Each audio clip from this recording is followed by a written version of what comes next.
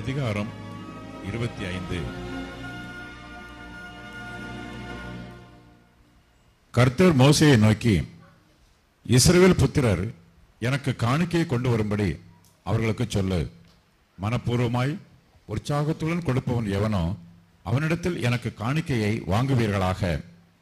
நீங்கள் அவர்களிடத்தில் வாங்க வேண்டிய காணிக்கையாவன பொன்னும் வெள்ளியும் வெண்கலமும் இளநில நூலும் இரத்தாம்பர நூலும் சிவப்பு நூலும் மெல்லிய பஞ்சு நூலும் வெள்ளாட்டு மயிரும் சிவப்பு தீர்ந்த ஆட்டுக்கடா தோலும் தகசு தோலும் சீத்திம் மரமும் விளக்கெண்ணையும் அபிஷேக தைலத்துக்கு பரிமள வர்க்கங்களும் தூபத்துக்கு சுகந்த வர்க்கங்களும் ஏபோத்திலும் மார்பதக்கத்திலும் பதிக்கும் கோமேதக கற்களும் இரத்தினங்களுமே. அவர்கள் நடுவிலே நான் வாசம் பண்ண எனக்கு ஒரு பரிசுத்த ஸ்தலத்தை உண்டாக்குவார்களாக. நான் உனக்கு காண்பிக்கும் வாசஸ்தலத்தின் மாதிரியின்படியும் அதனுடைய எல்லா தட்டுமுட்டுக்களின் மாதிரியின்படியும் செய்வீர்களாக. சீத்திம் மரத்தினால் ஒரு பெட்டியை பண்ண கடவர்கள். அதன் நீளம் 2.5 முழம், அதன் அகலம் 1.5 முழமும், அதன் உயரம் 1.5 முழமுமாய் இருப்பதாக. அதை எங்கும் பசுமன் தகட்டால் மூடுவாயாக.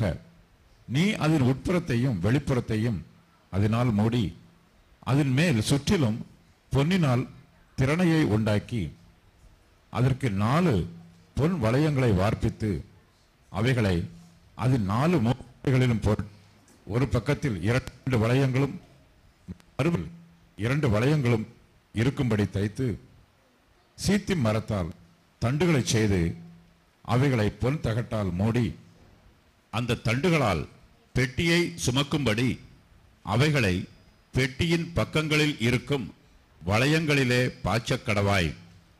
அந்த தண்டுகள் பெட்டியிலிருந்து கலற்றப்படாமல் அதன் வளையங்களிலே இருக்க வேண்டும்.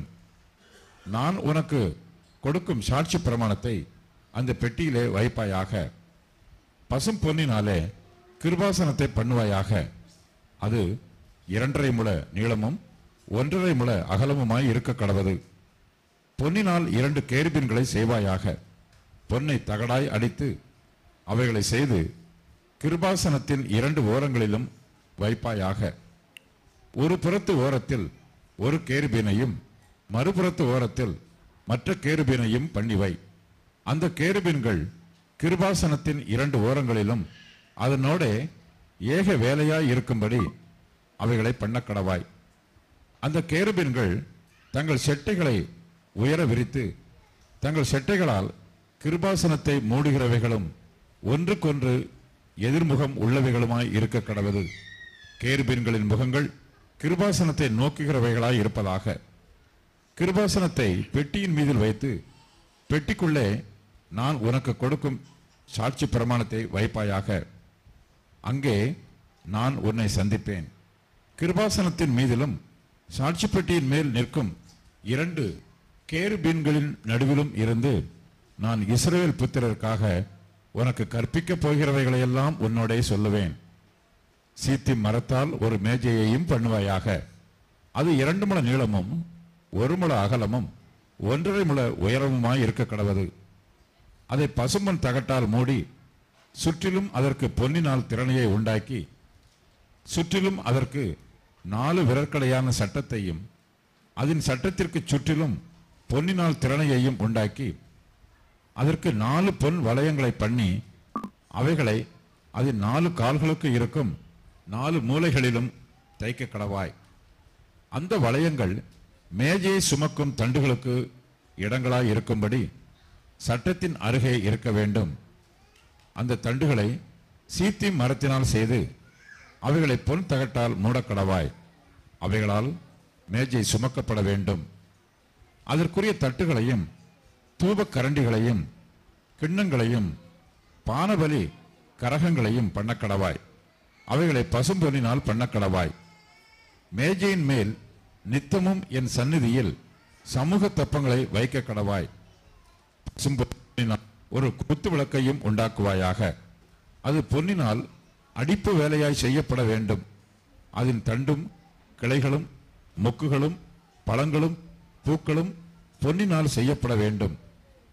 6 கிளைகள் அதன் பக்கங்களில் விட வேண்டும். குத்துவிளக்கின் 3 கிளைகள் அதன் ஒரு பக்கத்திலும் குத்துவிளக்கின் 3 கிளைகள் அதன் மறுபக்கத்திலும் விட வேண்டும். ஒவ்வொரு கிளையிலே வாதுமை கொட்டைக்கு ஒப்பான 3 மொக்குகளும் ஒரு பழமும் ஒரு பூவும் இருப்பதாக. குத்துவிளக்கிலிருந்து புறப்படும் 6 கிளைகளிலும் அப்படியே இருக்க வேண்டும். விளக்கு தண்டிலோ வாதுமை கொட்டைக்கு ஒப்பான 4 மொக்குகளும் பழங்களும் பூக்களும் இருப்பதாக. அதிலிருந்து புறப்படும் 2 கிளைகள் கீழ் ஒரு பழமும் வேறு 2 கிளைகளின் கீழ் ஒரு பழமும் மற்ற 2 கிளைகளின் கீழ் ஒரு பழமும் இருப்பதாக. விளக்கு தண்டிலிருந்து புறப்படும் 6 கிளைகளுக்கும் அப்படியே இருக்க வேண்டும். அவைகளின் பழங்களும் அவைகளின் கிளைகளும் பொன்னினால் உண்டானவைகளாய் இருப்பதாக. அவை எல்லாம் தகடாய் அடித்த பசும்பொன்னால் செய்யப்பட்ட ஒரே வேலையாய் இருக்க வேண்டும். அதில் 7 அகல்களை செய்வாயாக. அதற்கு நேர் எதிராய் எரியும்படிக்கு அவைகள் ஏற்றப்பட கடவது. அதன் கத்திரிகளும் சாம்பல் பாத்திரங்களும் பசும் பொன்னினால் செய்யப்படுவதாக. அதையும் அதற்குரிய பனிமுட்டுக்கள் யாவையும் ஒரு தாளந்து பசும் பொன்னினால் பண்ண வேண்டும். மலையிலே காண்பிக்கப்பட்ட மாதிரியின்படியே அவைகளை செய்ய எச்சரிக்கையாய் இரு. இந்த காரியம் இந்த பைபிளில் இது இந்த சீட் இருக்கிறது டிஸ்பிளே பண்ண முடியுமா? செய்யலையா?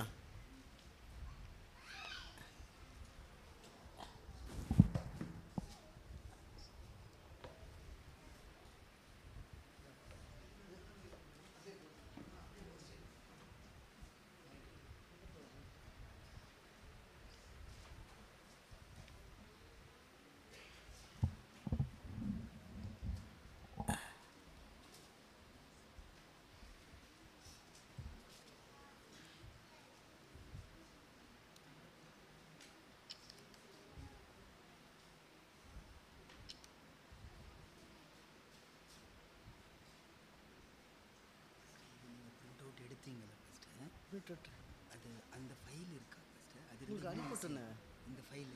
ஆமாம்.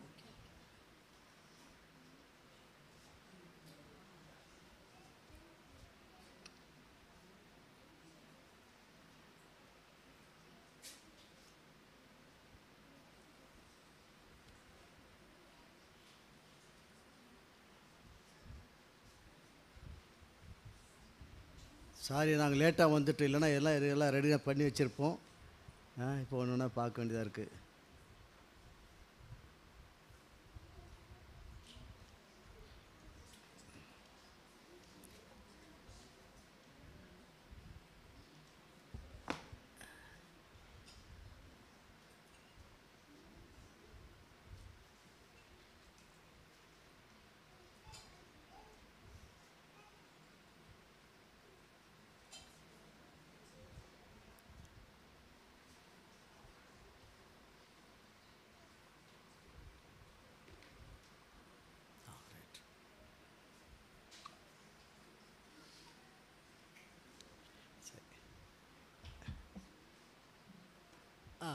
இங்கே பார்க்குறோம், ஆசரிப்பு கூடாரங்கிறது என்னங்கிறத இங்கே பார்க்குறோம். ஒரு வீடு சுற்றி காம்பவுண்ட் சேர் இருக்குது, நடுவில் 2 ரூம் கொண்ட வீடு இருக்குது. இதுதான் ஆசரிப்பு கூடாரம். சரியா? இப்போது இந்த ஃபைலில் பார்த்தீங்கன்னா அங்கே ஆசரிப்பு கூடாரம் மாதிரி அப்படின்னு போட்டிருக்கு. மேலே பாருங்கள், ஆசரிப்பு கூடாரம் மாதிரி. மாதிரின்னு என்ன சொல்ல? அதுக்கு மாடல். அதாவது ஒரு வீடு கட்டுறோன்னா முதல்ல என்ன செய்கிறோம்? ஒரு இன்ஜினியர்கிட்ட சொல்லி நம்ம எந்த டேஸ்ட் எத்தனை ரூம் வச்சு கட்டுறோமோ அதெல்லாம் சொல்லி அவரை படம் வரைய சொல்கிறோம். அந்த ஸ்கெட்சு, எங்கே வாசப்படி வைக்கணும், எங்கே கதவு வைக்கணும், எங்கே ரூம் எப்படியெல்லாம் வைக்கணும், அதில் டாய்லெட் எங்கே வைக்கணும், இப்போ சுற்றி காம்பவுண்ட் சரிப்படி எல்லாம் வந்து நம்ம சொல்ல அவங்க என்ஜினியர் படம் வரைஞ்சி கொடுக்குறாங்க. அதுக்கு பேர் என்ன? அது பேர் என்ன சொல்கிறாங்க, ப்ளூ பிரிண்ட்னு சொல்கிறாங்க இல்லையா. அதை கொண்டு பஞ்சாயத்துலேயோ முனிசிபாலிட்டியோ கொடுத்து அதை சேங்ஷன் பண்ணி வரணும். அதுக்கப்புறம் கட்ட ஆரம்பிக்க முடியும். சரி, அப்போது இந்த ப்ளூ பிரிண்ட் மாதிரி மாடல் அதுதான் இங்கே இந்த படம். அப்போது இது எதுக்கு மாதிரியாக பேப்பரில் இருக்குது, நம்ம முனிசிபாலிட்டி கூட சேங்ஷன் வாங்கிடுறோம், அப்போ தான் கட்ட ஆரம்பிக்கிறோம். கட்டி முடிச்சனால பார்த்தா கண்ணு முன்னால் ஒரு வீடு இருக்குது. அப்போ அந்த கண்ணு முன்னால் இருக்க வீடு அது பெர்மனண்ட்டானது இல்லை, அது எங்கேயோ இருக்கிறதுக்கு நம்ம கண்ணு முன்னால் காண்பிக்கிற ஒரு தோற்றம். அது உண்மையான வீடு எங்கே இருக்குது, பரலோகத்தில் இருக்குது. அப்படின்னா என்ன அர்த்தம், அங்கே வாசிக்கிறோம் யாத்ராம் 25ஆம் அதிகாரம் 8ஆம் வசனம் பாருங்கள், அது வாசிங்க. யாத்ராம் 25:8.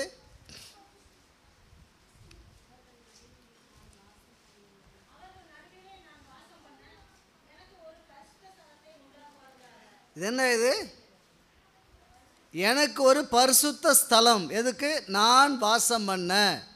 அதாவது நம்ம மத்தியில் ஆண்டு வாசம் பண்ண ஆசைப்படுறாரு. அப்போ என்ன, அன்றைக்கி இஸ்ரவேல் ஜனங்க எல்லாம் 12 கோத்திரத்தாரும் 3 வடக்க 3 கோத்திரம், தெற்க 3 கோத்திரம், கிழக்க 3 கோத்திரம், மேற்க 3, அப்படி 12 கோத்திரமும் 4 பக்கமும் டென்ட் அடித்து கூடாரம் அடித்து தங்கினாங்க. நடுவில் இருக்கிற கால் இடத்துல ஆண்டு சொன்னார், எனக்கு ஒரு கூடாரம் அடிங்க, நீங்களாம் கூடாரம் கூடியிருக்கீங்கள, அது மாதிரி எனக்கு ஒரு கூடாரம் போடுங்க, நான் உங்கள் மத்தியில் உங்கள் நடுவில் இருக்கிறேன்னு கேட்டார். அதுதான் இந்த ஆசரிப்பு கூடாரம். சுற்றி பாருங்கள், இருக்கிறதெல்லாம் டென்ட்டுங்க. சுற்றி 12 கோத்திரம் இஸ்ரவேல் ஜனங்களும் 3 கோத்திரமாக டென்ட் அடித்து இருக்கிறாங்க. நடுவில் இருக்க காலி இடத்துல ஆண்டவர் எனக்கு ஒரு டென்ட் அடிங்க, நான் உங்கள் மத்தியில் வாசம் பண்ணுறேன், ஆசைப்படுறேன் அப்படி சொன்னார். இதுதான் ஆண்டவருக்கு பழைய ஏற்பாட்டில் இஸ்ரவேல் ஜனங்க கட்டின வீடுன்னு சொல்லலாம். சரி, அடுத்து என்ன வசனம், புதிய ஏற்பாட்டில் ஒரு வசனம் 1 கொரிந்தியர் 3ஆம் அதிகாரம் 16ஆம் வசனம். பழைய ஏற்பாட்டில் இப்படி ஒரு கருத்தை கட்ட சொன்னார் ஆண்டவர். இப்போ புதிய ஏற்பாட்டில் என்ன சொல்கிறார், அது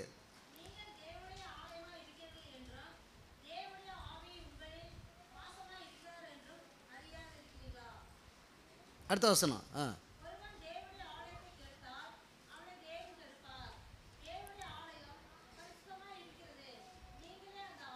அப்போது இன்றைக்கு ஆண்டு வாசம் பண்ணுறதுக்கு இந்த மாதிரி கோயிலை கிறிஸ்தவம் கட்டி வைக்கிறாங்க. ரோமன் கத்தோலிக்காரர் கட்டுறாங்க, சிஎஸ்ஐக்காரங்க கட்டுறாங்க, எல்லோரும் கட்டுறாங்க, பெருசு பெருசாக கட்டுறாங்க. பெண்டிகாஸ்காரனோட பெருசாக கட்டுறாங்க, பல கோடி செலவு பண்ணி கூட கட்டுறாங்க. ஆனால் அதெல்லாம் கர்த்தர் தங்குற ஆலயம் இல்லைன்றார். ஆலயம்னா எதுவும் ஆலயம், நீங்கள் தான் எனக்கு ஆலயம், உங்கள் இதயம்தான் நான் வாசம் பண்ணுற ஒரே இடம். ஏன், நான் உயிரோடு இருக்கிறேன். உயிரில் கல் கட்டெல்லாம் வச்சு ஒரு கோயிலை ஒரு கட்டடத்தை கட்டி அங்கே நான் இருக்கிறேன்னு சொல்லி எனக்கு அங்கே இடத்த வச்சா அங்கே நான் இருக்க மாட்டேன். அங்கே ஒரு பொம்மையோ ஃபோட்டோ வச்சா சிலுவை வச்சா அதெல்லாம் எனக்கு வேண்டாம். ஏன், நான் உயிரோடு இருக்கிறேன், பொம்மைக்கு ஃபோட்டோக்கு உயிர் இல்லை, அதனால் கோயிலை எனக்கு கட்டாதீங்க. அப்போஸ்தலர் 17:24 வாசிக்கிறோம். உலகத்தையும் அதில் இருக்கிற யாவற்றையும் உண்டாக்கின தேவனானவர் வானத்துக்கு பூமிக்கு ஆண்டாக இருக்கிறபடியால் கையினால் கட்டப்பட்ட கோயிலில் ஒரு வாசம் பண்ணுகிறது இல்லை. திட்டமாக சொல்கிறார். கையினால் கோயிலை கட்டாதீங்க, நாங்கள் வாசம் பண்ண மாட்டேன்னு சொல்கிறார். பழைய ஏற்பாட்டில் ஆண்டவரை கட்ட சொன்னார். சாலமோன் ராஜா கட்டலாம், ஜெருபாபேல் கட்டலாம், ஏரோ ராஜா கட்டினா, பழைய ஏற்பாட்டில் பலர் கட்டினாங்க ஆலயத்தை. ஆனால் புதிய ஏற்பாட்டில் வரும்போது ஆண்டவர் சொல்லார். அப்போஸ்தலர் 7ஆம் அதிகாரம் வாசிக்கிறோம். சாலமோனும் அவருக்கு ஆலயத்தை கட்டினான், ஆகிலும் உன்னதமானவர் கைகளினால் செய்யப்பட்ட ஆலயங்களில் வாசமாகிறார். ஏன், வானம் சிங்காசனம், பூமி எனக்கு பாதப்படி, நீங்கள் எனக்காக எப்படி கோயிலை கட்டுவீங்க, நான் தங்கியிருக்கத்தக்க ஸ்தலம் எது அப்படி கேட்குறார். அதனால் தயவுசெய்து அந்த மாதிரி கோயிலுக்கு போகாதீங்க. நான் ஒரு நாள் போயிட்டு 26 வருஷம் அது மாதிரி கோயில் தான், பெரிய கோயில். அந்த காலத்தில் ஃப்ரெஞ்சுக்காரன் கட்டின உயரமான 2 கோபுரங்கள், எங்கே 10-20 மைல் தூரத்தில் பார்த்தா கூட தெரியும். அவ்வளோ உயரமான கோபுரம் வச்சு கட்டியிருந்தாங்க. அந்த சர்ச்சில் தான் 26 வருஷம் சாமி கும்பிட்டுருந்தேன். ஆனால் ஒரு நாள் ஆண்டவர் தெளிவாக காட்டினார், அங்கே நான் இல்லை, இங்கே தான் இருக்க ஆசைப்படுன்னு சொல்லி. அப்போ ஆண்டவரே என் உள்ளத்தில் வாங்கன்னு கூப்பிட்ட 73ஆம் வருஷம் ஜூன் மாதம் 17ஆம் தேதி ஞாயிற்றுக்கிழமை ராத்திரி 8 மணிக்கு ஏச உள்ளத்தில் வந்தார். அன்னையோடு சரி அந்த கோயிலுக்குள்ளே கால் வைக்கிறது விட்டுட்டேன், பொம்மை ஃபோட்டோ வைக்கிறது விட்டுட்டேன். பாக்கெட்லேயே மாதாசம் வச்சுருப்ப தூக்கி உடச்சி எறிஞ்சிட்டேன், கழுத்தில் சுரமலை போட்டுப்போ எல்லாத்துக்கும் பிச்சை எறிஞ்சிட்டேன். ஏன்? ஆண்டவர் என் உள்ளத்தில் மட்டும்தான் இருக்கிறார், வெளியே எங்கேயும் இல்லை. அதனால் வெளியே இது கோயில்னு சொல்லியோ பொம்மைன்னு ஃபோட்டோ என்னோ எதுவும் வச்சு பார்க்கக்கூடாது திட்டமாக எனக்கு ஆண்டு வெளிப்படுத்திட்டார். அப்போ என்ன வாசிக்கிறோம்? நீங்கள் தான் தேவனுடைய ஆலயம் சொல்லுது. சரி, அடுத்தது வெளிப்படுத்தல் வாசிக்கிறோம். வெளிப்படுத்தல் 21ஆம் அதிகாரம் 22ஆம் வசனம். அங்கே ஆண்டு என்ன சொல்கிற பாருங்க, பரலோகத்தில் அங்கே ஆலயம் எப்படி இருக்குமா? வெளிப்படுத்தல் 21, 22.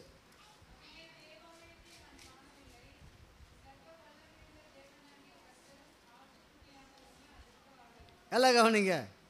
பரலோகத்துக்கு போனால் அங்கே என்னவா? தேவாலயங்கிறதே இல்லை. அப்புறம் என்ன? சர்வ வல்லமில்லை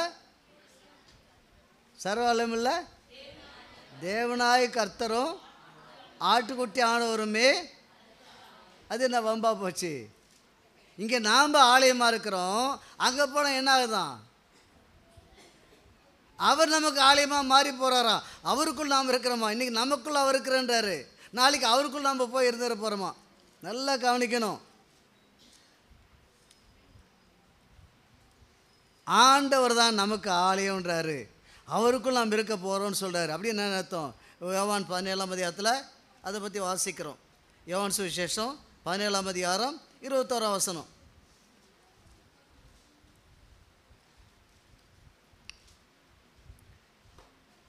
யோவான் 17.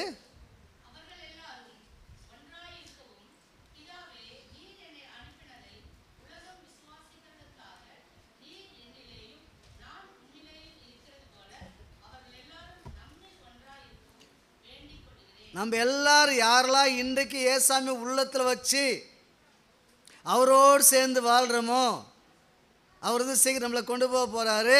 நம்ம எல்லாம் அங்கே போகும்போது என்ன ஆகிடுமா? பிதாவுக்குள்ள குமாரனுக்குள்ளே நாம் இருக்க போகிறோம். அதான் வெளிப்படுத்தல் 21, 22 வாசித்தது.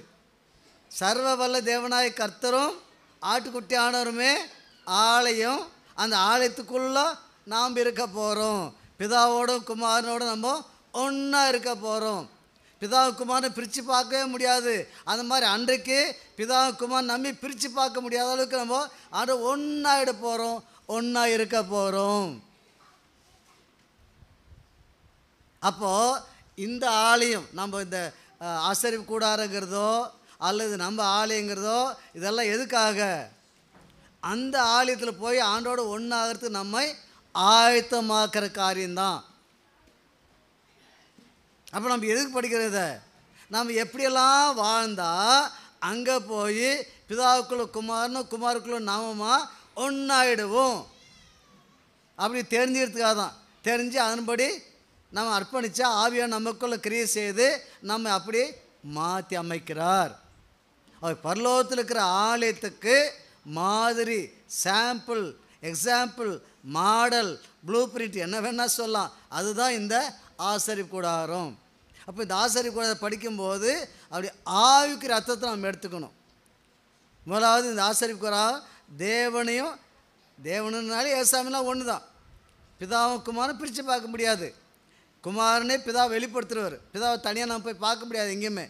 குமாரனுக்குள்ளே பிதாவை பார்க்குறோம். அப்போது பிதாவுக்குள்ளே குமாரனை பார்க்கறது தான் முதல் காரியம். இந்த ஆசரிப்பு கூடாரத்தில் முதல்ல என்ன பார்க்கணும்? கிறிஸ்துவை பார்க்கணும். இந்த ஆசரிப்பு சொல்லப்பட்ட ஒவ்வொரு சின்ன சின்ன பொருளிலும் கிறிஸ்துவை பார்க்கணும். அப்போ இந்த ஆசரிப்பு கூடாரத்தில் வெளியே காம்பவுண்ட் சுவராக இருந்தாலும் சரி, உள்ளே இருக்கிற வீடாக இருந்தாலும் சரி, அந்த வீட்டுக்குள்ளே 2 ரூமாக இருந்தாலும் சரி, அது மேலே இருக்கிற மூடி, சைடில் இருக்கிற பலகைகள் என்ன எடுத்தாலும் அதெல்லாம் கிறிஸ்துவே காட்டுது. எப்படி பைபிளில் வாசிக்கிறோம்? யோவான் 5:39 ஆண்டு சொல்கிறாரு, வேத வாக்கில் ஆராய்ந்து பாருங்கள், அவைகளால் உங்களுக்கு நித்திய ஜீவன் உண்டு என்று எண்ணுகிறீர்களே, என்னை குறித்து சாட்சி கொடுக்குறீர்களோ அவைகளே. இந்த பைபிளில் ஒவ்வொரு வார்த்தையிலும் ஏசாமியை பார்க்கணும். அப்போ தான் ஏசாமி போல மாற முடியும். சும்மா நான் பைபிள் படிக்கிறேன்னு பிரயோஜனம் இல்லை. 10 அதிகாரம் படித்து 20 அதிகாரம், அதில் ஒரு பிரயோஜனம் இல்லை. வாசிக்கிற ஒரே வசனமாக இருந்தாலும் அது ஒவ்வொரு வார்த்தையிலும் ஆண்டவரை பார்க்கணும். அதே மாதிரி இந்த ஆசரிப்பு கூடாரத்தில் ஒவ்வொரு இன்ச்சிலையும் ஒவ்வொரு பொருளையும் ஏசாமியை பார்க்கணும். அதை நான் 3 நாள் செய்ய போகிறேன். இப்போது சரி, இங்கே என்ன பார்க்குறோம்? முதல்ல யாத்ராமம். இப்போ அப்படியே பொருள் மட்டும் பார்த்துருவோம், அதுக்கு ஒரு ஆவிக்குரிய அர்த்தத்தை பார்ப்போம். முதல்ல இந்த 1 மணி நேரத்தில் எல்லாத்தையும் பார்த்துருவோம், பொருளை மட்டும் பார்த்துருவோம். யாத்திராமம் 25 அதிகாரத்துலேருந்து 25 அதிகாரமும் 37 அதிகாரமும் முதல்ல நம்ம இப்போ 25 அதிகாரம் வாசித்தோம். அங்கே என்ன வாசித்தோம்? உள்ள இருக்கிற மகா பரிசுத்த ஸ்தலங்கிறது, அதாவது 3 பகுதியாக இருக்குது. வெளியே இருக்கிறது நம்ம வீட்டுக்கு வெளியே வாசல் இருக்கிற மாதிரி, வாசலை சுற்றி வீட்டை சுற்றி காம்பவுண்ட் சேர் இருக்கிற மாதிரி அந்த வெளிப்பகுதி. அதுக்குள்ளே பார்த்தீங்கன்னா ஒரு கட்டடம் இருக்குது. அந்த கட்டடத்தில் 2 ரூம் கொண்டது, மேலே கூரை போட்டிருக்குதுன்னு பார்த்தோம். இப்போது முதல்ல பார்க்குறது என்னது பார்க்குறோம்? அந்த உள்ளே இருக்கிற கட்டடத்தில் 2 ரூம் இருக்குன்னு சொன்னேன். அதில் 2 ரூம் பேர் என்ன?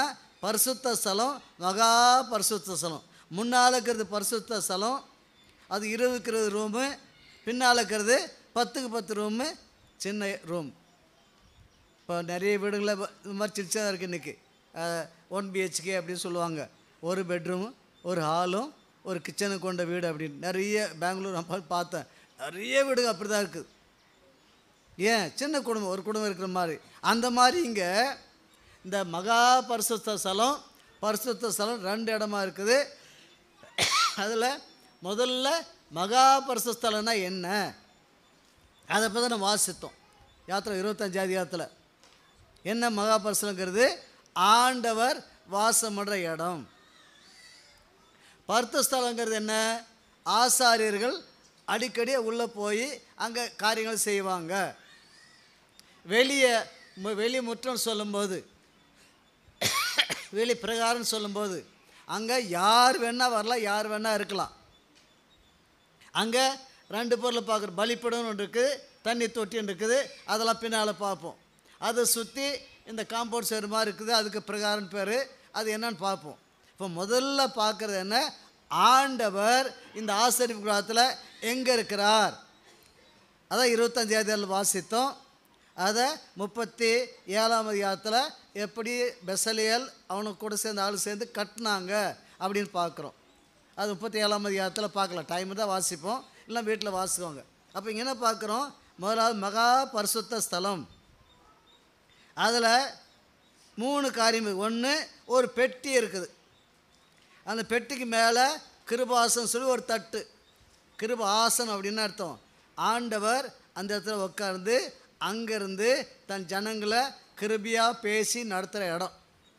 சிங்காசனம் சொல்லலாம், ராஜாதி ராஜாவர் அவர் உட்காந்துருக்கிற இடத்த சிங்காசனம் சொல்லலாம். ஆனால் சிங்காசனம் பெரிய ராஜா அப்படின்னு தோணும். ஆனால் கிருபாசனம்னா அவர் ராஜா தான், ஆனால் கிருபை நிறைந்த ராஜா. கிருபையா பாவிகளை ஏற்றுக்கொண்டு அவங்கள பரிசுத்தமாக்கி தன்னோடு சேர்த்துக்கிற அந்த மகா பெரிய அன்புள்ள ராஜா. ஆகவே தான் அது பேருக்கு கிருபாசனம். முதல்ல ஒரு பெட்டி இருக்குது. பெட்டி மேலே கிருபாசனம் சொல்லி ஒரு ஆசனம், அதாவது ஒரு தகடு, தகடு. அதுக்கு மேலே கேருபீன்கள், 2 கேருபீன்கள் ரெக்கை விரித்து, தேவதூதர் ரெக்கை விரித்து அந்த கிருபாசனத்தை மூடி இருக்கிற மாதிரி, ஆண்டு உட்கார்ந்துருக்கிற இடத்த அவங்க பாதுகாக்கிற மாதிரி 2 செட்டைகள் ஒன்றோட ஒன்று சேர்ந்து மூடி இருக்கும். 2 கேருபீன்களும் அந்த கிருபாசனம் உட்காந்து ஆண்டவரே பார்த்த மாதிரி அவரை பாதுகாத்து கொண்டு அவர் ஆராய்ச்சி கொண்டு தூச்சி கொண்டு இருக்கிற மாதிரி ஒரு காட்சி. இதுதான் மகா பரிசுத்த ஸ்தலத்தில். அதுக்குரிய அர்த்தத்தெல்லாம் பின்னால் பார்ப்போம். சரி, அடுத்தது பரிசுத்த ஸ்தலம். பரிசுத்த ஸ்தலத்தில் என்ன இருக்குது? மேஜை. எங்கே இருக்குது மேஜை?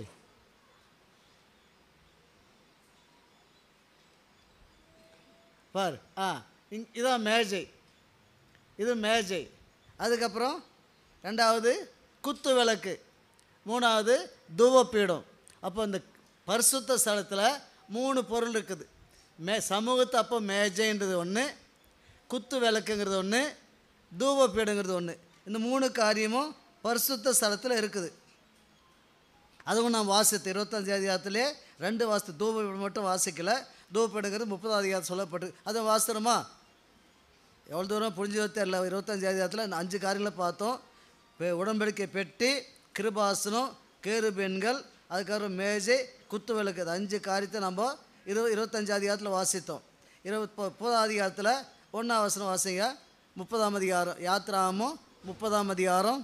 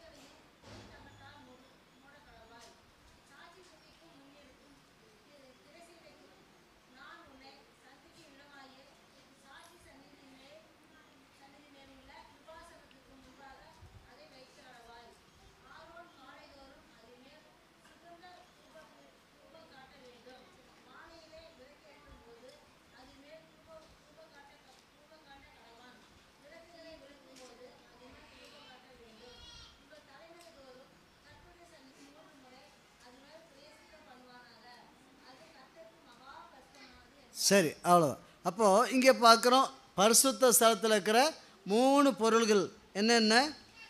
மேஜை, மேஜை, குத்து விளக்கு, தூபப்பீடம். இது 3 பரிசுத்த ஸ்தலத்தில் இருக்குது. அடுத்தது வெளியே வந்தோம்னா ஆசரிப்பு கூடாது 2 ரூம் கொண்ட ஒரு ரூம், ஒரு வீடுன்னு பார்த்தோம். அந்த வீட்டுக்கு வெளியே வந்தால்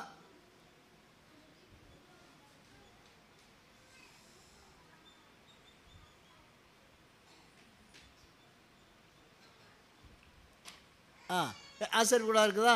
வெளியே பாருங்கள். வெளியே அந்த ஆசரிப்பு கூடாரம் ஒரு வீடு. அந்த வீட்டுக்கு வெளியே பலிப்பீடம், இது சர்வாங்க தகன பலிப்பீடம் இருக்குது. அது ஞானஸ்நான தொட்டின்னு சொல்லுவோம், அது தண்ணி தொட்டி. இது 2 இருக்குது. அப்புறம் சுற்றி பார்த்திங்கன்னா இதெல்லாம் இந்த ஆடு மாடு கொண்டு வர்றது, அதை வெட்டுறது, அதுக்குரிய இதெல்லாம் இருக்குது. அதுக்கப்புறம் இங்கே பார்த்தீங்கன்னா சுற்றி காம்பவுண்ட் சுவர் மாதிரி. என்ன காம்பவுண்ட் சுவர்? துணியினால், வெள்ளை துணியினால் 5 அடி அகலத்தில் 100 அடி நீட்டுக்கு, 5 முழ அகலத்தில் 100 முழ நீட்டுக்கு ஒரு நீட்டு வெள்ளை துணி. அந்த வெள்ளை துணியை தாங்கிறதுக்கு 5 அடிக்கு 5 முழத்துக்கு ஒரு தூணாக 20, ஒரு பக்கம் 20 முழ தூண்கள். அந்த தூணில் அந்த முன்னில கொக்கி இருக்கும், வெள்ளி கொக்கி. அந்த கொக்கியில் இந்த துணியை மாட்டி விடுவாங்க. 5 முழத்துக்கு ஒன்று 5 முழத்துக்கு ஒன்று அங்கங்கே தூணில் கொக்கியில் மாட்டி விட்டுருவாங்க. அப்புறம் இது மணலில் வனாத்தில் இருக்குது. அதனால் காற்று அடித்தா தூக்கிட்டு போயிடாதபடி நல்லா இழுத்த ஸ்ட்ராங்காக பிடிக்கிறதுக்கு இந்த பக்கம் அந்த பக்கம் கயிறு கட்டி இங்கே நிறைய நீட்டு ஆணிகளை அடித்து ஆணியில் கட்டி விட்டுருவாங்க. அப்போ எவ்வளோ காற்று அடித்தாலையும் இந்த காம்பவுண்ட் செருமா இருக்கிற திரை, வெள்ளை துணினால் ஆகப்பட்ட திரை விழாமல் இருக்கிறதுக்கு தூணும் நல்ல ஸ்ட்ராங்கான வெங்கல தூண்கள், 5 அடி உயரத்துக்கு வெங்கல தூண்கள், கனமான தூண்கள். அதுவும் துணியை தாங்கி பிடிக்கும். அந்த தூணை அடியில் தாங்கி பிடிக்கிறது பாதங்கள், பேஸு. எப்படி அஸ்திபாரம் போடுறோம், அஸ்திபாரத்து மேலே செவுறு வைக்கிறோம். அந்த மாதிரி அஸ்திபாரமாக அந்த ஒவ்வொரு தூணுக்கு அடியில் பெரிய வெங்கல ஒரு கல் சொல்லலாம், வெங்கல ஒரு பேஸுன்னு சொல்கிறது. அதை அடியில் வச்சு அதுக்குள்ளே தூணை நிறுத்தி அந்த தூணில் துணியை மாட்டி அந்த தூணும் அந்த துணியும் சேர்ந்து காற்றுல ஆடாதபடிக்கு இழுத்து ஆணி அடித்து இழுத்து இந்த பக்கம் அந்த பக்கம் கயிறில் கட்டிடுவாங்க. அப்போ இதுக்கு பேர் வெளி பிரகார திரை. அது திரைக்குள்ளே போனால் தகன பலிப்பீடம், அதுக்கப்புறம் தொட்டி. இந்த 3 பொருளும் வெளியே இருக்கிறது. ஆசிரியர் வருது வெளியே. இப்போ நான் பார்த்தது என்னென்ன சொன்னால், முதல்ல வெளியே 3 பொருள் பிரகாரம் சுற்றி காம்பவுண்ட் சுவர் மாதிரி வெள்ளை துணியினால் திரையினாலான சுற்றி சுவர் மாதிரி. 2வது தகன பலிப்பீடம். 3வது தொட்டி, கை கழுவுத்து தொட்டி. இதுதான் வெளியே இருக்கிற 3 பொருள் பிரகாரத்தில் இருக்கிறது. அதுக்கு மேலே உள்ள பரிசுத்தலத்தில் இருக்கிறது 3 பொருள். மேஜை, குத்து விளக்கு, தூபப்பீடம், அது 3. அதுக்கப்புறம் மகா பரிசுல இருக்கிறது பெட்டி, கிருபாசனம், கேருபீன்கள். கடைசி அது மகா பரிசுலம். பெட்டி கீழே இருக்கிறது பெட்டி, அதுக்கு மேலே ஒரு பொன் தகடு, அதுதான் கிருபாசனம். அந்த கிருபாசனம் மூடி இருக்க தேவதூதர்கள் ரெண்டு கேருபீன்கள் ரெக்கை விரித்து கிருபாசனம் மூடி இருக்கிற மாதிரி. இதுதான் மகா பரிசுத்தலம். 3 பொருள். கீழே உடன்படிக்கை பெட்டி, அது மேலே கிருபாசனம், அது மேலே கேருபீன்கள், இது 3. இதுதான் ஆசரிப்பு கூடாரம்னு சொல்கிறது. அப்போ முதல் பக்கத்தில் நான் பார்க்குற சாதாரண அந்த பொருட்கள் தான். சரி, இன்னும் இதில் பார்க்க வேண்டிய காரியம் வேறு என்னன்னு சொன்னால், அந்த 2ஆம் பக்கத்தை பார்த்தீங்கன்னா இந்த பேப்பரில் மூடு திரைகள்.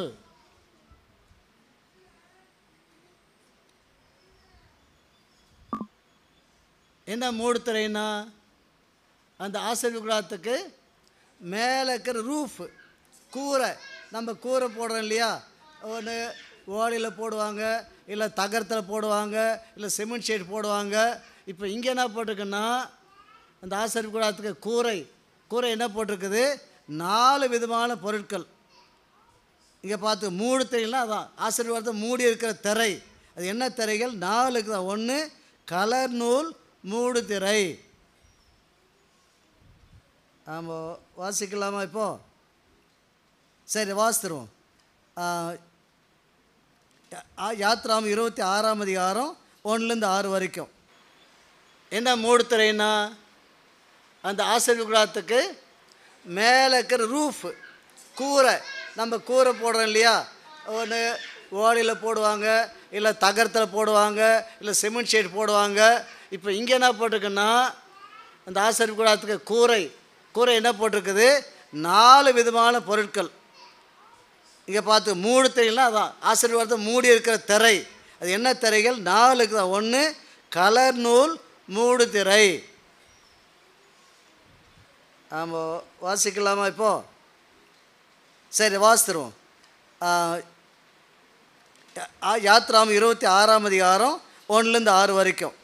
யாத்ராமும் 26ஆம் அதிகாரம் 1-6 வரையில் வாசம்னா, மேலே ஆசரிப்பு கூடாரத்துக்கு மேலே அந்த 2 ரூம் கொண்ட மகா பரிசுத்தலத்துக்கு மேலே போடப்பட்ட கூரை எப்படி போடப்பட்டது? 4 விதமான மேலே கூரை போட்ட. 1 கலர் நூல் மூடு திரை, 2வது ஆட்டு மயிரால் ஆன மூடு திரை, 3வது சிவப்பு சாயம் போட்ட ஆட்டு தோலாலான மூடு திரை, 4வது தகசு தோல் மூடு திரை. அதாவது தகசு தோலுங்கிறது கடலில் இருக்கிற பெரிய நீர் யானை மாதிரி அந்த மிருகத்தை அடித்து அது தோலை எடுத்து அது ரொம்ப திக்காக இருக்குமா, கட்டகரேன்னு இருக்குமா அந்த தோல் அதுக்கு மேலே. அப்போ 4 மூடி போட்டாங்க. மகாபரிசுத்தம் 4 மூடி போட சொன்னார் ஆண்டவர். என்ன? கலர் நூல் மூடு திரை 1, அதுக்கு மேலே ஆட்டு மயிர் மூடு திரை, அதுக்கு மேலே சிவப்பு தேர்ந்த ஆட்டுக்கடா தோல் மூடி, அதுக்கு மேலே தகசு தோல் மூடி. சரி, வாஸ்திரம் மத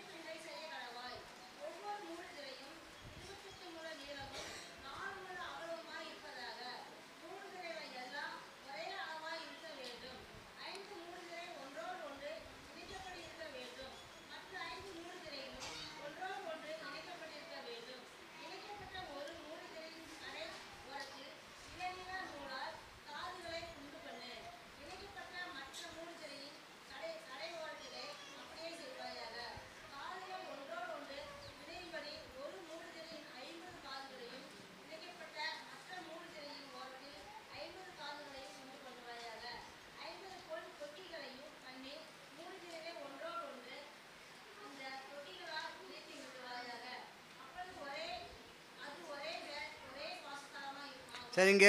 அதை டிஸ்பிளே பண்ண முடியுமா? இந்த பகுதி அப்படியே பண்ணிடலாம்ல? ஆனால் எல்லாம் தெளிவாக எல்லோரும் கேட்பாங்களே இந்த வசனத்தை. யாத்ரா 26ஆம் அதிகாரம் 1-14 வரைக்கும். அதான் அந்த 4 மூடு திரைகள். யாத்ராமும் வயசோட தான். யாத்திரை 26ஆம் அதிகாரம் 1-14 வரைக்கும் இந்த 4 மூடுதிரைகளை பற்றி வாசிக்கிறோம். டிஸ்பிளே பண்ணால் எல்லோரும் தெளிவாக கேட்கும், படிக்க வேண்டாம் யாரும்.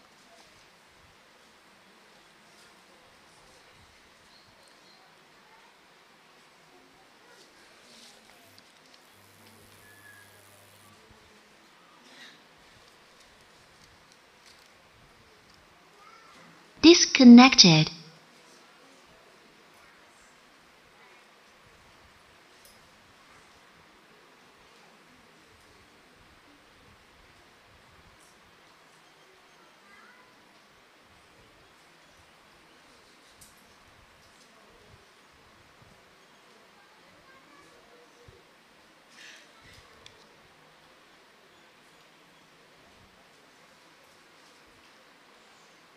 Connected.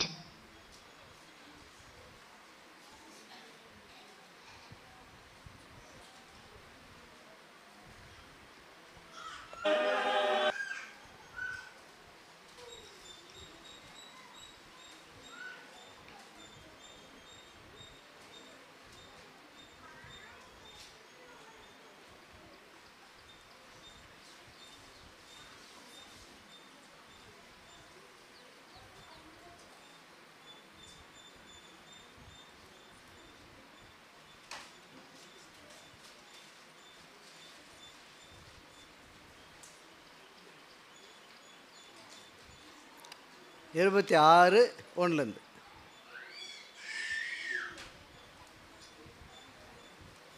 கடவர்கள் அது நீர் கிளைகளின் கீழ். மேலும் ரைட் தான்.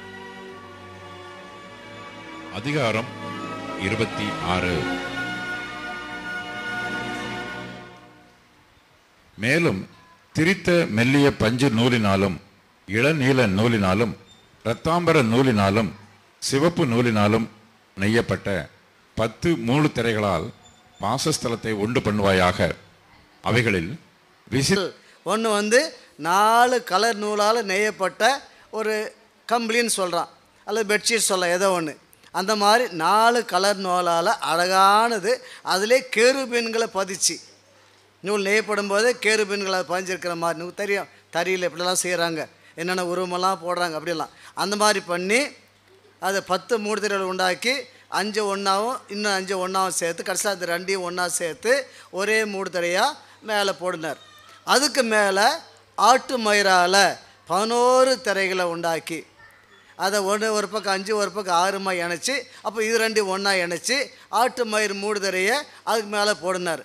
அதுக்கப்புறம் ஆட்டுக்கடை தோல் என்னப்படுது, தோல் ஒன்றோட ஒன்று இணைச்சி ஒரே தோலாக அது சிவப்பு சாயம் போட்டு, தோலுக்கு சாயம் கட்டி சிவப்பு தோலாக 3வது திரையாக மேலே போடினார்.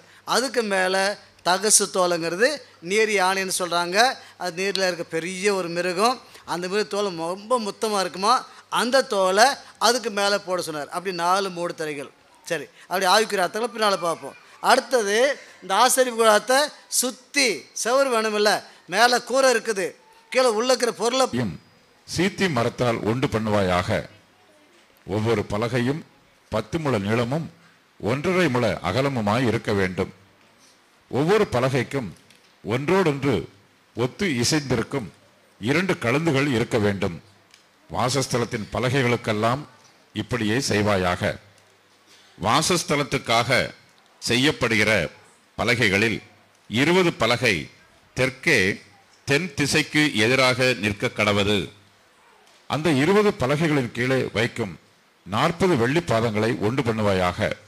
ஒரு பலகையின் கீழ் அதன் 2 கழுந்துகளுக்கும் 2 பாதங்களும், மற்ற பலகையின் கீழ் அதன் 2 கழுந்துகளுக்கும் 2 பாதங்களும் இருக்க வேண்டும்.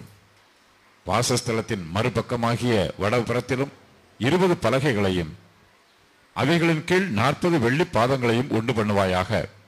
ஒரு பலகையின் கீழ் 2 பாதங்களும் மற்ற பலகையின் கீழ் 2 பாதங்களும் இருக்க வேண்டும். வாசஸ்தலத்தின் மேற்புறத்திற்கு 6 பலகைகளையும் வாசஸ்தலத்தின் இரு பக்கத்திலும் உள்ள மூலைகளுக்கு 2 பலகைகளையும் உண்டு பண்ணுவாயாக. அவைகள் கீழே இசைக்கப்பட்டிருக்க வேண்டும், மேலேயும் ஒரு வளையத்தினால் இசைக்கப்பட்டிருக்க வேண்டும். 2 மூலைகளுக்கும் அப்படியே இருக்க வேண்டும். அவைகள் 2 மூலைகளுக்காகும். அந்தப்படி 8 பலகைகள் இருக்க வேண்டும். ஒவ்வொரு பலகையின் கீழ் 2 பாதங்களாக 16 வெள்ளி பாதங்களும் இருக்க வேண்டும். சீத்தி மரத்தால் வாசஸ்தலத்தின் ஒரு பக்கத்து பலகைகளுக்கு 5 தாழ்பாள்களையும், வாசஸ்தலத்தின் மறுபக்கத்து பலகைகளுக்கு 5 தாழ்பாள்களையும், வாசஸ்தலத்தின் மேற்புறமான பின்பக்கத்து பலகைகளுக்கு 5 தாழ்பாள்களையும் பண்ணுவாயாக. நடுத்தாழ்பாள் ஒரு முனை தொடங்கி மறுமுனை மட்டும் பலகைகளின் மையத்தில் உருவ பாய்ச்சப்பட்டிருக்க வேண்டும். பலகைகளை பொன் தகட்டால் மூடி தாழ்பாள்களின் இடங்களாகிய அவைகளின் வளையங்களை பொன்னினால் பண்ணி தாழ்பாள்களை பொன் தகட்டால் மூடக்கடவாய். இவ்விதமாக மலையின் மேல் உனக்கு காண்பிக்கப்பட்ட மாதிரியின்படியே வாசஸ்தலத்தை நிறுத்துவாயாக. இளநீல நூலும் இரத்தாம்பர நூலும் சிவப்பு நூலும் சரி, திரித்த மெல்லிய பஞ்சு நூலுமான நிறுத்திடுவோம்ப்பா. அப்போ பலகைகளை பற்றி நம்ம வாசித்தோம். என்ன பலகைகள்னா, செவருக்கு என்ன பண்ணுறது, 10 அடி உயரத்துக்கு 1 அடி அகலத்துக்கு ஒரு பலகை, மரப்பலகை, அந்த மாதிரி பலகைகளை பண்ண சொன்னார். இப்போது வெளியே சுற்று பார்த்தீங்கன்னாக்கா வெளியே காம்பவுண்ட் சேருமா திரை இருந்தில்லையா, அந்த திரை வந்து 100 முழ நீளம் 50 முழ அகலம். இதுதான் அந்த ஆசரிப்பு கூடாரத்தினுடைய சுற்றளவு. அதுக்குள்ளே தான் ஆசரிப்பு கூடாரம் இருக்குது. 100 முழ நீளத்துக்கு 50 முழ அகலத்துக்கு அந்த இடம். அந்த இடத்துக்குள்ள 40 முழ நீளத்துக்கு 20 முழ அகலத்துக்கு ஆசரிப்பு கூடாரம். பரிசுத்தலம் மகாபுரம் ரெண்டும் அந்த வீடு 40 முழ நீளத்துக்கு 20 முழ அகலத்துக்கு வீடு. அப்போ வீட்டுக்கு மேலே கூரை தான் பார்த்தோம், 4 விதமான மூடிகள் சொல்லிட்டு. அப்போது வீட்டை சுற்றி செவருக்கு என்ன பண்ணுதுன்னா பலகைகளை வைக்க சொன்னார். 10 அடி உயரம், ஒவ்வொரு பலகையும் 1 அடி அகலம், அந்த மாதிரி 4 பக்கமும். ஒரு 40 அடிக்கு எவ்வளோ வேணும்? 40 முழ நீளத்துக்கு எத்தனை பலகைகள் வேணும்? கணக்கு போட்டு பாருங்கள். ஒரு பலகை 1 அடி அகலம், அந்த மாதிரி 1.5 முழ அகலம், அந்த மாதிரி 40 முழ நீளத்துக்கு எத்தனை பலகைகள் வேணும்? ஒரு பலகை 1.5 முழம், அந்த மாதிரி 40 முழத்துக்கு 30 பலகைகள் ஒரு பக்கத்துக்கு. அதே மாதிரி இன்னொரு பக்கம் நீள வாக்கில் இன்னொரு பக்கம் 40 முழ நீளம், அதுக்கு 30 பலகைகள். அப்புறம் கிழக்கு மேற்கு வந்து அகலம், அகல பக்கம் எவ்வளோ? மொத்தமே அகலம் எவ்வளோ அகலம்? 20 முழம்தான். அப்போ 20 முழத்துக்கு எத்தனை பலகை வேணும்? பின்னால் மட்டும்தான், மேற்கு பக்கம் மட்டும்தான் பலகை. மேற்கு பக்கம் 6 பலகைகள், 2 கார்னருக்கு 2 பலகைகள், மொத்தம் 8 பலகைகள். இதான் முன்பக்கத்துக்கு என்ன? முன்பக்கத்து பலகை இல்லை, அது பதிலாக திரை போட சொன்னார். 20 அடி 20 முழ அகலத்துக்கு திரை. புரியும் நினைக்கிறேன்.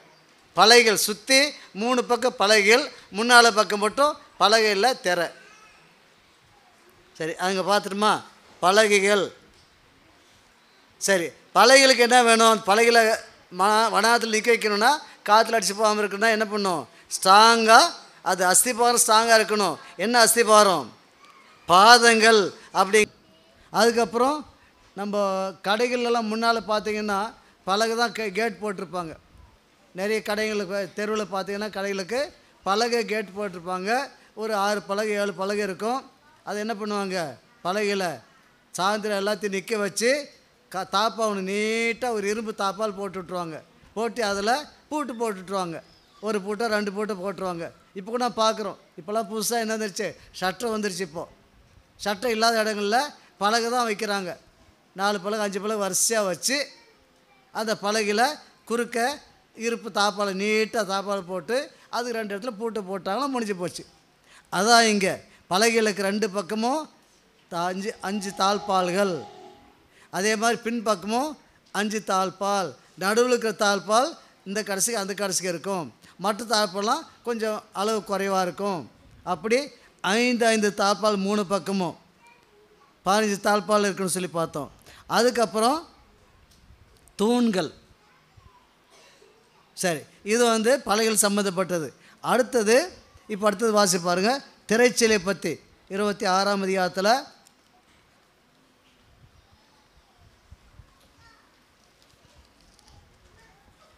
31 37 வரைக்கும் அது வாசித்துருவோம். ஒரு திரைச்சீலையை பொன் தகட்டால் மூடப்பட்ட இந்த வேணாம் சிஸ்டர், மெல்லிய படிக்க பஞ்சு வேண்டாம், நூலுமாகி எல்லாரும் கேட்காது, அதுதான் எல்லாத்துக்கும் கேட்கும். 27 வாசிங்க. 37 31 26ஆம் அதிகாரம் 31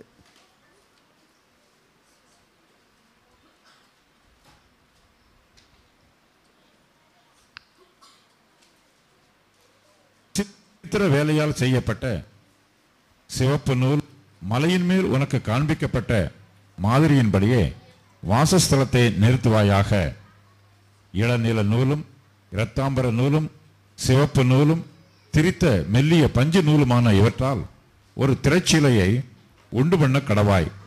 அதிலே விசித்திர வேலையால் செய்யப்பட்ட கேருபீன்கள் வைக்கப்பட வேண்டும். சீத்திம் மரத்தினால் செய்து பொன் தகட்டால் மூடப்பட்ட 4 தூண்களிலே அதை தொங்கவிடு. அந்த தூண்கள் 4 வெள்ளி பாதங்கள் மேல் நிற்கவும் அவைகளின் கொக்கிகள் பொன்னினால் செய்யப்படவும் வேண்டும். கொக்கிகளின் கீழே அந்த திரைச்சீலையை தொங்கவிட்டு சாட்சி பெட்டியை அங்கே திரைக்குள்ளாக வைக்க கடவாய். அந்த திரைச்சீலை பரிசுத்த ஸ்தலத்திற்கும் மகா பரிசுத்த ஸ்தலத்திற்கும் பிரிவை உண்டாக்கும். மகா பரிசுத்த ஸ்தலத்திலே சாட்சி பெட்டியின் மீதில் கிருபாசனத்தை வைப்பாயாக. திரைக்கு புறம்பாக மேஜையையும் மேஜைக்கு எதிரே வாசஸ்தலத்தின் தென்புறமாக குத்து விளக்கையும் வைத்து மேஜையை வடபுறமாக வைப்பாயாக.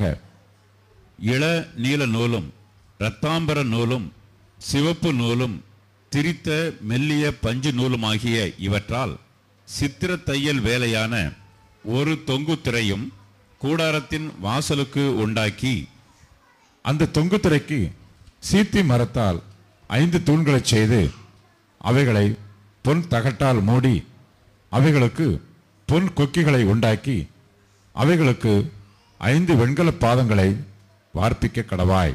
சரி, இங்கே பாருங்கள், 3 திரைகளை பற்றி வாசிக்கிறோம். முதலாவது நான் பார்த்தோம், அந்த மகா பரிசுத்தலம் 2 ரூம் இருக்குன்னு சொல்லிட்டு, இந்த 2 ரூமுக்கு நடுவில் என்ன சவர் இல்லை. நம்ம வீட்டில் வந்து சவர் வச்சு பெரிய ரூமாக ஒன்று சின்ன ரூமாக ஒன்று அப்படி ஆக்குறாங்க. இதுவும் ஒன்று பெரிய ரூம், 10க்கு 10 ஒரு சின்ன ரூம் மகா பரிசுத்தலங்கிறது. 10க்கு 20க்கு 20 பெரிய ரூம் பரிசுத்தலங்கிறது. இப்போ இது 2ஐயும் நடுவில் பிரிக்கிறது எது? செவரல்ல, ஒரு திரைச்சீலை. அது 4 விதமான கலர் நூல்களால் அந்த திரைச்சீலை நெய்யணும். அதில் கேருபீன்களை வச்சு நெய்யணும், கேருபீனில் பதிச்சு நெய்யணும். அதை வந்து 4 தூண்களை தொங்க விடணும். அது போக போக புரிஞ்சிக்கலாம். சரி, அந்த மகா பரிசுத்தலத்துக்கும் பரிசுத்தலத்து நடுவில் பாருங்கள் திரை இருக்குது. இந்த திரை தான் சொல்லப்பட்டது. இந்த திரையில் 20 அடி 20 முழ அகலத்துக்கு இடையில 5 முழத்துக்கு ஒரு தூணாக 4 தூண். 4 தூணில் மேலே நுனியில் கொக்கிகள் இருக்கும். அந்த கொக்கியில் இந்த 20 அடி 20 முழ நீளத்துக்கான திரையை தொங்க விடு. அந்த திரை வந்து 4 கலர் நூலால் நெய்யப்பட்டு அழகான திரை. அதில் கேருபீன்களும் வரைஞ்சிருக்கும், அதை வச்சு திரை. இது வந்து மகா பரிசுத்தலத்தையும் பிரிக்கிற செவர் மாதிரி. மகா பரிசுத்தத்துக்குள்ளே உடன்படிக்கை பெட்டி, அதுக்கு மேலே கிருபாசனம், அதுக்கு மேலே கேருபீன்கள், அது 3 இருந்துன்னு பார்த்தோம்.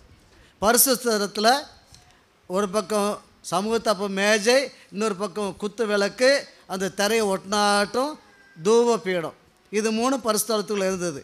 அப்போ மகா பரிசுத்தலத்தை பிரிக்கிற திரை, செவரு மேலே திரை தான் அது மகா பரிசுத்தலுக்கு இருக்கிற திரைன்னு பார்த்தோம். அந்த திரையில் என்ன விசேஷம்னா கேருபீன்கள் படம் வரைஞ்சிருக்கும். அடுத்தது இந்த பரிசுத்தலத்து முன்னால் பக்கம் நான் சொன்ன பலகை இல்லை, மொத்தம் 3 பக்கம் பலகை, ஆனால் முன்னால் பக்கம் பலகை இல்லை.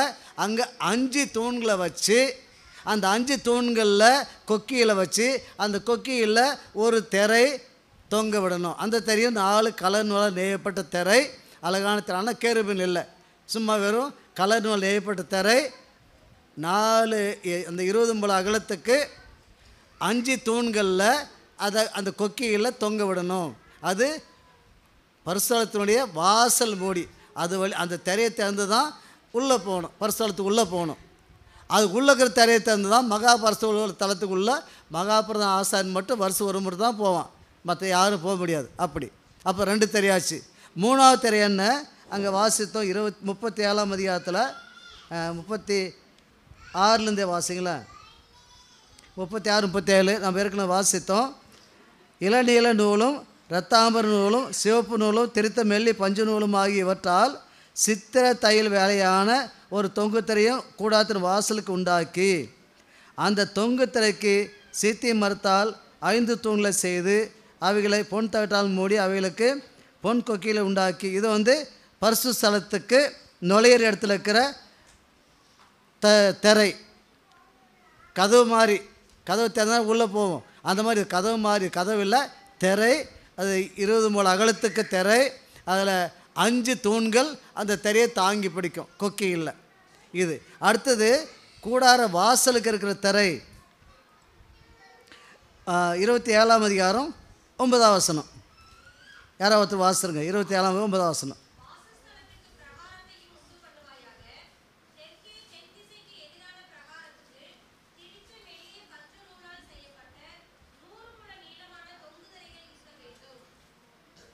அடுத்த வசனோட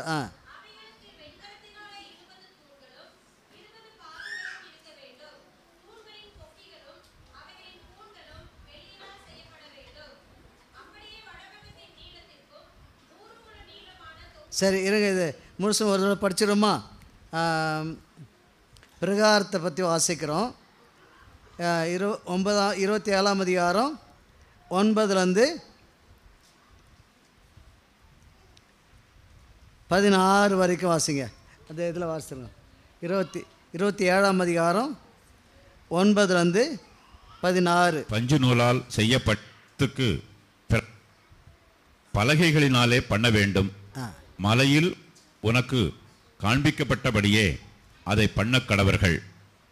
வாசஸ்தலத்துக்கு பிரகாரத்தையும் உண்டு பண்ணுவாயாக. தெற்கே தென் திசைக்கு எதிரான பிரகாரத்துக்கு திரித்த மெல்லிய பஞ்சு நூலால் செய்யப்பட்ட 100 முழ நீளமான தொங்கு திரைகள் இருக்க வேண்டும். அவைகளுக்கு வெண்கலத்தினாலே 20 தூண்களும் 20 பாதங்களும் இருக்க வேண்டும். தூண்களின் கொக்கிகளும் அவைகளின் தூண்களும் வெள்ளியினால் செய்யப்பட வேண்டும். அப்படியே வடபக்கத்தின் நீளத்திற்கும் 100 முழ நீளமான தொங்குதிரைகள் இருக்க வேண்டும். அவைகளுக்கு 20 தூண்களும் அவைகளுக்கு 20 பாதங்களும் வெண்கலமாய் இருக்க வேண்டும். தூண்களின் கொக்கிகளும் தூண்களும் வெள்ளியினால் செய்யப்பட வேண்டும். பிரகாரத்தின் மேற்பக்கமான அகலத்திற்கு 50 முழ நீளமான தொங்கு திரைகள் இருக்க வேண்டும். அவைகளுக்கு 10 தூண்களும் அவைகளுக்கு 10 பாதங்களும் இருக்க வேண்டும். சூரியன் உதிக்கிற திசையாகிய கீழ்ப்பக்கத்தின் பிராகாரம் 50 முழ அகலமாய் இருக்க வேண்டும். அங்கே ஒரு புறத்திற்கு 15 முழ நீளமான தொங்கு திரைகளும் அவைகளுக்கு 3 தூண்களும் அவைகளுக்கு 3 பாதங்களும் இருக்க வேண்டும். மறுபுறத்துக்கு 15 முழ நீளமான தொங்கு திரைகளும் அவைகளுக்கு 3 தூண்களும் அவைகளுக்கு 3 பாதங்களும் இருக்க வேண்டும்.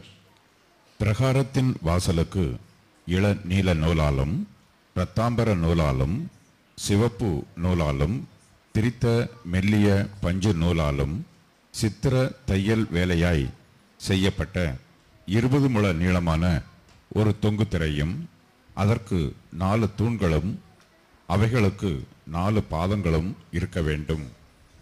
சுற்று பிரகாரத்தின் தூண்கள் எல்லாம் வெள்ளியினாலே பூண் கட்டப்பட்டிருக்க வேண்டும். அவைகளின் கொக்கிகள் வெள்ளியினாலும் அவைகளின் பாதங்கள் வெண்கலத்தினாலும் செய்யப்பட்டிருக்க வேண்டும்.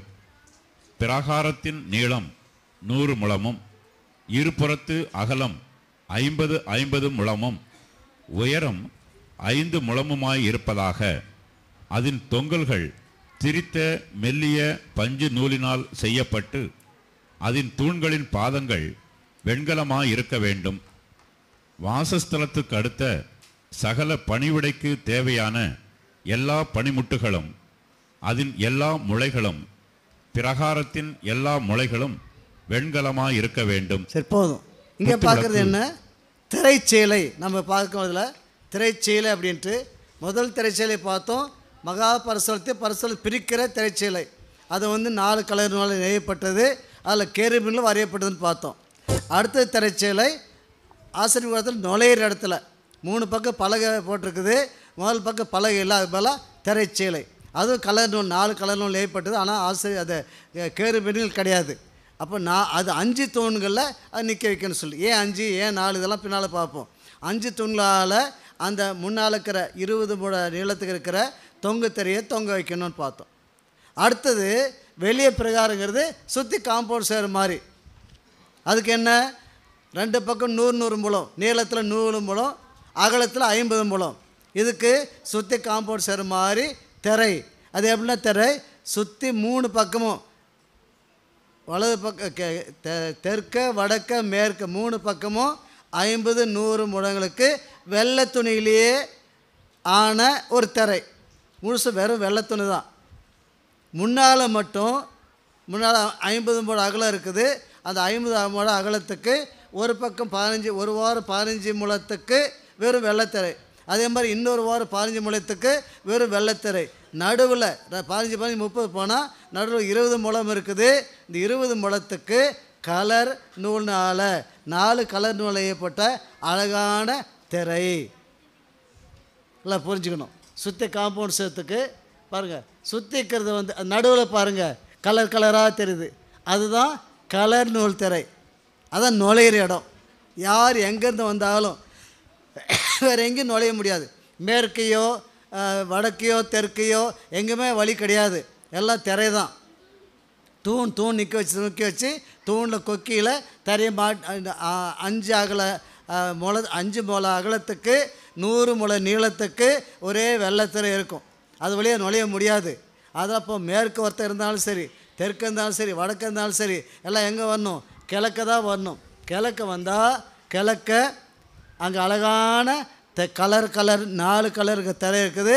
அந்த திரையை திறந்துக்கிட்டு தான் உள்ளே போகணும். அப்போ மற்ற இடமெல்லாம் வெறும் வெள்ளைத்திரை. அந்த முன்னால் நடுவில் மட்டும் 20 முழ அகலத்துக்கு அழகான கலர் திரை. ஏன்? ஜனங்களை அட்ராக்ட் பண்ணுறதுக்கு, ஜனங்களை உள்ளே வர இழுக்கிறதுக்காக அப்படி போட சொன்னார். சரி, இப்போ புரிஞ்சிருக்கும். ஆசரிக்கூடான எண்ணெய் மகா பரிசுத்தலம், பரிசுத்த ஸ்தலம், மேலே கூரை, சுற்றி சோறு மாதிரி பலகைகள், நடுவில் மகா பரிசுத்தல் பிரிக்கிற திரை, அழகான கேருபீன் கொண்ட திரை. அப்புறம் முன்னால் கூடார வாசலுக்கு திரை. அதுக்கப்புறம் பிரகார சுற்றி 100 முழ அகலத்துக்கும் 50 முழ அகலத்துக்கும் வெறும் வெள்ளைத்திரை. முன்னால் மட்டும் 20 முழ அகலத்துக்கு அழகான கலர் நூல் திரை. அப்போ அதுக்குள்ள மகா பரிசுத்தல் 3 பொருள்: உடன்படிக்கை பெட்டி, கிருபாசனம், கேருபீன்கள். பரிசுத்தலத்தில் 3 பொருட்கள்: சமூகத்தப்ப பீடம், குத்து விளக்கு, தூப பீடம். அது முன்னால் இது 3 பரிசுத்தலத்துக்குள்ளே இருக்கிறது. வெளியே வந்தால் சுற்றி பிரகாரம், அந்த காம்பவுண்ட் சுவர் பிரகாரம், அது பிரகாரத்துக்குள்ளே போனாக்க ஒரு தகன பலிப்பீடம். அதுக்கு உள்ளே போனால் ஆசீர்வாதத்துக்கு தகன பலிக்கு நடுவில் தண்ணி தொட்டி. இது 3 பொருள்: தண்ணி தொட்டி, தகன பலிப்பீடம், பிரகாரம். இது 3. அப்போது 3 சொல்லியிருக்குது. இந்த 3 என்ன குறிக்குது? சரீரம், ஆவி, ஆத்மா. சரீரம் எதை எடுத்து குறிக்கும்? வெளியே இருக்கிற பிரகாரம். வெளியே இருக்கிற பிரகாரம், அந்த பிரகாரத்தில் கலர் நூல் வாசல் 20 முழ அகலத்துக்கு இருக்குது. அது வழியாக தான் உள்ளே நுழையிறோம். உள்ள நுழைவின் கொண்ட திரை. அப்புறம் முன்னால் கூடார வாசலுக்கு திரை. அதுக்கப்புறம் பிரகாரம் சுற்றி 100 முழ அகலத்துக்கும் 50 முழ அகலத்துக்கும் வெறும் வெள்ளைத்திரை. முன்னால் மட்டும் 20 முழ அகலத்துக்கு அழகான கலர் நூல் திரை. அப்போ அதுக்குள்ள மகா பரிசுத்தல் 3 பொருள்: உடன்படிக்கை பெட்டி, கிருபாசனம், கேருபீன்கள். பரிசுத்தலத்தில் 3 பொருட்கள், சமூகத்தப்ப பீடம், குத்து விளக்கு, தூப பீடம், அது முன்னால். இது 3 பரிசுத்தலத்துக்குள்ளே இருக்கிறது. வெளியே வந்தால் சுற்றி பிரகாரம், அந்த காம்பவுண்ட் சுவர் பிரகாரம், அது பிரகாரத்துக்குள்ளே போனாக்க ஒரு தகன பலிப்பீடம், அதுக்கு உள்ளே போனால் ஆசீர்வாதத்துக்கு தகன பலி நடுவில் தண்ணி தொட்டி. இது 3 பொருள். தண்ணி தொட்டி, தகன பலிப்பீடம், பிரகாரம், இது 3. அப்போது 3 சொல்லியிருக்குது. இந்த 3 என்ன குறிக்குது? சரீரம், ஆவி, ஆத்மா. சரீரம் எதை எடுத்து குறிக்கும்? வெளியே இருக்கிற பிரகாரம். வெளியே இருக்கிற பிரகாரம், அந்த பிரகாரத்தில் கலர் நூல் வாசல் 20 மூலம் அகலத்து இருக்குது. அது வழியாக தான் உள்ளே நுழையிறோம். உள்ளே நுழைஞ்ச உடனே அங்கே பலிப்பீடம் இருக்குது. பலிப்பீடத்தை தாண்டி உள்ளே போனால் தண்ணி தட்டி இருக்குது. இதெல்லாம் சரீரத்தை சேர்ந்தது. அது நம்ம ஆவிக்குரிய அர்த்தத்தை பார்ப்போம். அதுக்கப்புறம் பரிசுத்த ஸ்தலங்கிறது நம் ஆத்மாவை குறிக்குது. ஆத்மாவில் என்ன 3 காரியங்கள்? சமூகத்தப்ப பீடம், குத்து விளக்கு, தூப பீடம். இது 3 நம்ம ஆத்மா சம்மந்தப்பட்டது. அதுக்குள்ள மகா பரிசுத்தலங்கிறது நம்ம ஆவியை குறிக்குது. நம் ஆவியில் தேவன் வாசம் பண்ணுறார். அங்கே உடன்படிக்கை பெட்டி, கிருபாசனம், கேருபீன்கள், இது 3 சேர்ந்த மகா பரிசுத்தலம் நம்ம ஆவியை குறிக்குது. அப்போ மகா பரிசுத்தலம் நம்ம ஆவியை குறிக்குது. பரிசுத்த ஸ்தலங்கிறது நம்ம ஆத்மாவை குறிக்குது. வெளி முற்றம், வெளி பிரகாரம், அங்கே இருக்கிற தண்ணி தொட்டியும் தகன பலிப்பீடமும் பிரகாரமும் நம்ம சரீரத்தை குறிக்குது. இப்போ நம்ம இதுதான் நம்ம பார்க்க போகிறோம். ஒவ்வொன்றா பார்க்க போகிறோம். அப்படி ஆவிக்குரிய அர்த்தம் என்னன்னு சொல்லிட்டு. அப்போ முதல்ல நம்ம எங்கே ஆரம்பிக்கணும்? நம்ம வெளியே தான் உள்ளே போகிறோம். ஆண்டவர் ஆரம்பித்தது அவர் பக்கம் இருந்து. மகா பரிசுத்தலம் வச்சு 25 அதிகாரத்தில், யாத்திரை 25 அதிகாரத்தில் மகா பரிசுத்தலத்தை முதல்ல குறிப்பிடுறார். ஏன்னா அவர் இருக்கிற இடம் அது. அங்கேருந்து அப்புறம் பரிசுத்தலத்துக்கு வந்தோம், அப்புறம் வெளியே வந்தோம். ஆனால் இப்போ நாம் போகும்போது என்ன பண்ணோம்? நாம் வெளியே ஆரம்பித்து தான் எங்கள் 4 பக்கம் சுற்றினாலையும் கிழக்கு பக்கம் வரணும். அந்த கலர் நூல் திரைக்கிட்ட வரணும். அது திறந்து தான் உள்ளே போகணும். உள்ளே போனால் பலிப்பீடம், அதுக்கடுத்து தொட்டிக்கிட்டு போகணும். அதுக்கடுத்து தான் பரிசுத்தலத்துக்கு போகணும். அது ஒவ்வொன்றும் கடந்து போகிறதா எப்படி என்னன்றதை பார்ப்போம். அவை நாம் பார்க்குறது பிரகாரத்தில் ஆரம்பித்து பார்ப்போம். 12 ஆச்சு. இப்போ என்ன டீ ஏதாவது கொடுக்கலாமா? டீ கொடுத்துடலாமா? சரி, ஜெபம் பண்ணலாம். எங்கள் அன்புள்ள பரம தகப்பனே, நீ நல்லவர் ஆண்டவரே. அப்பா, இந்த ஆசீர்வாதத்தின ஸ்டடி எங்களுக்கு எதுக்காக கொடுக்குறீங்களோ, எங்கள் ஆவி, ஆத்மா, சரீரத்தில் நாங்கள் எப்படி மாறணும், எப்படி முக்கேற்ற வாசஸ்தலம் ஆகணும். அப்போ எங்கள் இறுதியும் நீங்கள் வாசம் பண்ணுற தேவனுடைய ஆலயம்னு பார்த்தோமே, அப்படி ஆலயமாக எப்படி மாறுறது? அது கடைசியில் நாங்கள் நித்தியத்திலும் நீர் ஆலயமாக இருக்க உங்களுக்குள்ள நாங்கள் இருக்க போகிறோமே, அது எப்படி இருக்க போகிறோம்? இதெல்லாம் எங்களுக்கு நீ காட்ட போகிறதுக்காக நடிச்சுத்துறோம். கண்களை திறங்கப்பா. வசனத்தை தான் வாசிக்கிறோம், ஆனால் ஆவிக்குரிய அர்த்தத்தை எங்களுக்கு நீங்கள் உணர்த்தி எங்களை ஒவ்வொருத்தரும் அது முழு அறிந்து கொள்ள அனுபவிக்க கிருபை செய்யணுமா கெஞ்சிரும். தாழ்த்தி ஒப்படுக்கிறோம். இயேசு நாமத்திலே ஸ்தோத்தோடு வேண்டிக் கொள்கிறோம் பிதாவே, ஆமென்.